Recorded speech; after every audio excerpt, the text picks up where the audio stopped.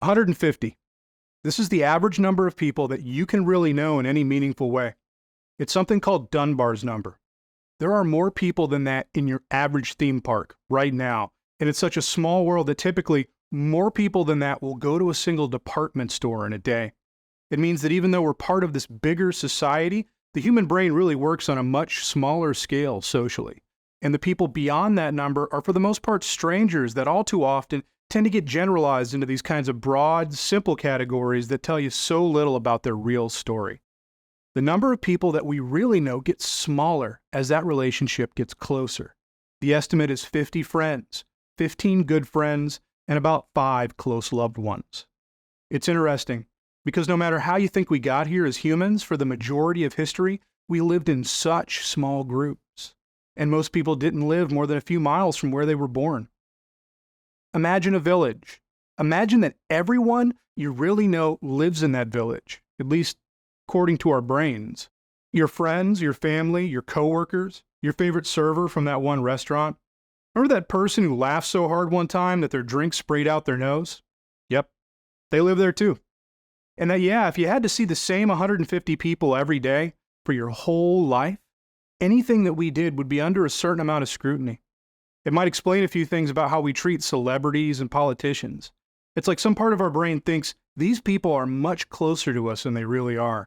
And maybe it's because if we lived in the same village, the attention we give them would matter more than it really does. Because here in this big, beautiful world that we really live in, how could anyone ever get embarrassed if they could fully realize the world is full of strangers? Yet we do, don't we? For some of us, it's public speaking.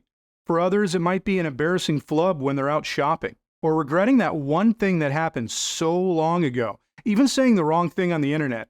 And it doesn't feel much better to hear that for the majority of people out there, we're actually very forgettable, because no one wants to think of themselves as insignificant. Consider this. It also means that actually there's a lot of false beliefs that we've built up because sometimes human nature limits our perspective when we really don't stop to think about it.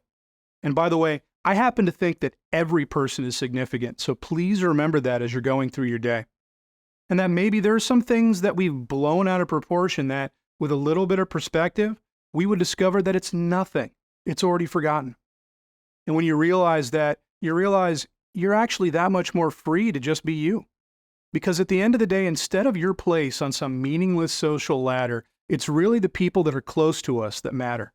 And for everyone else, it's more about the example that we set when we happen to pass through that little village they put together for themselves.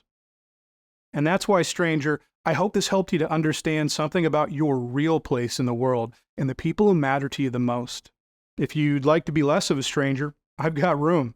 Please like and subscribe to my YouTube channel, and be sure to hit that little alarm bell to get more alerts for when I make a video like this.